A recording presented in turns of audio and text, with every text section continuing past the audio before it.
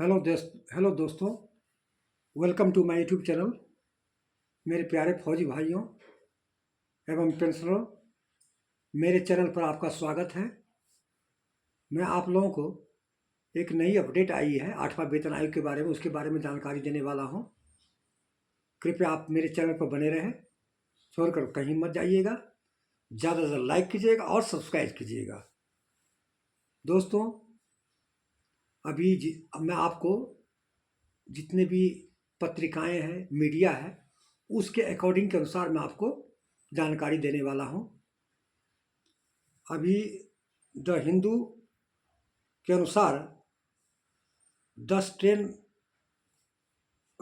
Union ने demand की, pre budget में जो 6 जनवरी को जो बैठक हुई थी, उसमें 8वें वेतन आयोग की मांग की हुई है।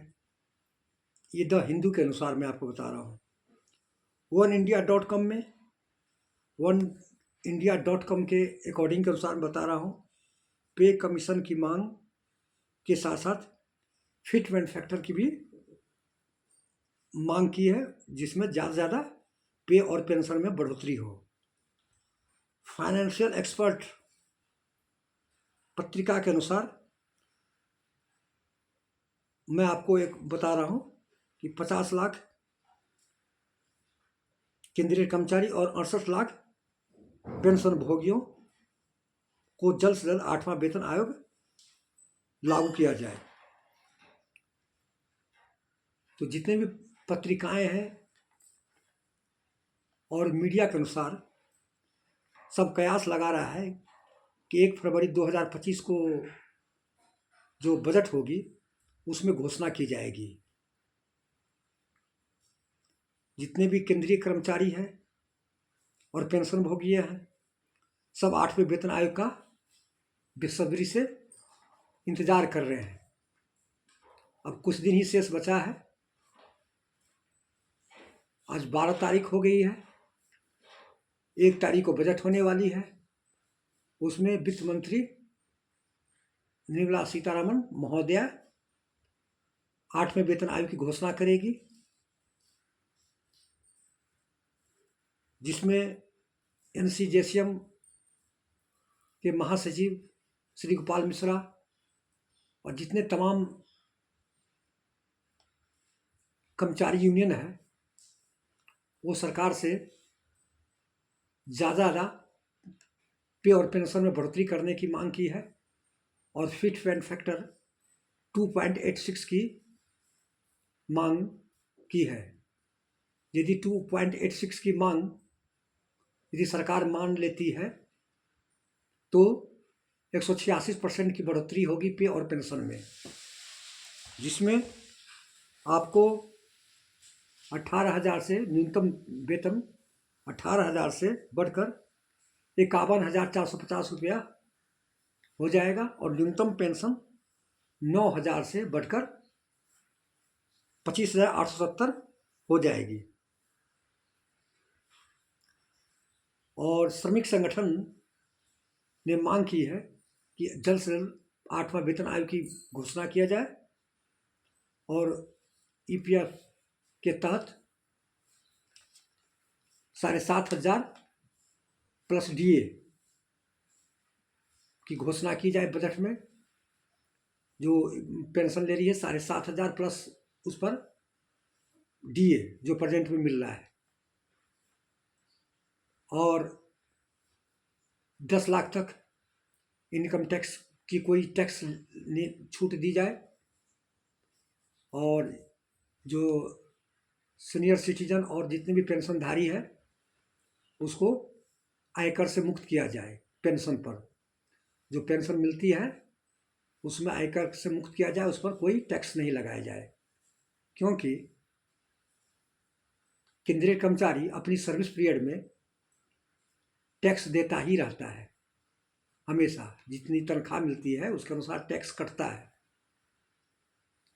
तो ये मांग की है कि अब रिटायरमेंट आने के बाद उसको टैक्स से मुक्त किया जाए और टैक्स नहीं किया कटे पेंशन में। तो ये सारी डिमांड है, मांग की है। देखिए 1 फरवरी की जो बजट होगी उसमें वित्त मंत्री क्या क्या घोषणा करती है और क्या क्या सरकारी सरकारी कर्मचारी को डिमांड पूरा होता है।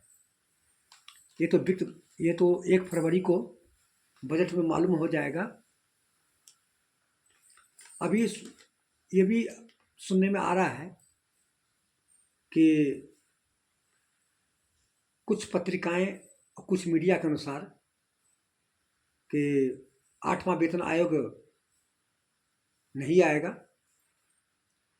और उसके जगह पर एक्वायर्ड फार्मूला लाया जाएगा। ये तो पर्दा हटेगा 1 फरवरी 2025 को। यदि घोषणा करती है 8वां वेतन आयोग को तो 8वां वेतन आएगा। यदि नहीं अनाउंस करती, घोषणा नहीं करेगी, तो आप लोगों को पे और पेंशन में एक्वायर्ड फार्मूला के अनुसार पे और पेंशन में संशोधन किया जाएगा।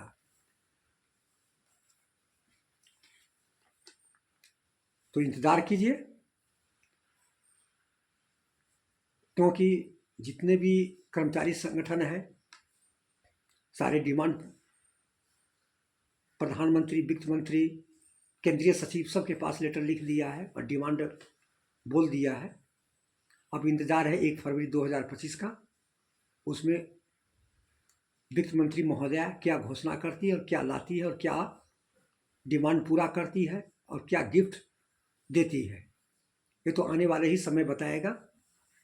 इसलिए मेरे प्यारे फौजी भाइयों और पेंशनधारियों, 1 फरवरी का इंतज़ार कीजिए। 1 फरवरी को जो घोषणा होगी उसमें आपको मालूम ही हो जाएगा कि सरकारी कर्मचारी को क्या क्या डिमांड पूरा हुआ है, क्या क्या डिमांड नहीं। या घोषणा नहीं करेगी तो किसी अन्य फार्मूले और रिक्वायर्ड फार्मूला के अनुसार आपको पे और पेंशन में संशोधन किया जाएगा। तो दोस्तों, ये थी जानकारी, नई अपडेट जो आई थी। जितने भी पत्रिकाएं, financial expert, the Hindu, oneindia.com के अकॉर्डिंग के अनुसार जो उसके अनुसार मैं आपको अपने चैनल के द्वारा हम आपको अवगत करा दिए हैं।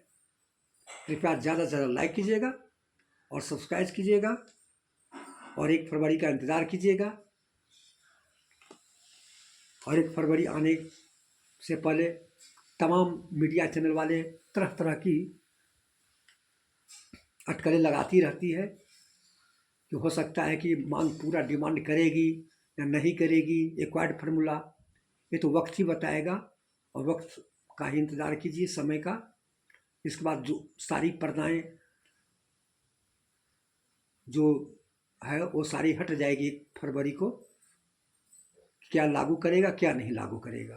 तो दोस्तों, ये थी नई अपडेट की जानकारी दिए हैं। ज़्यादा से ज़्यादा लाइक कीजिएगा, सब्सक्राइब कीजिएगा। जय हिंद, जय भारत, थैंक यू।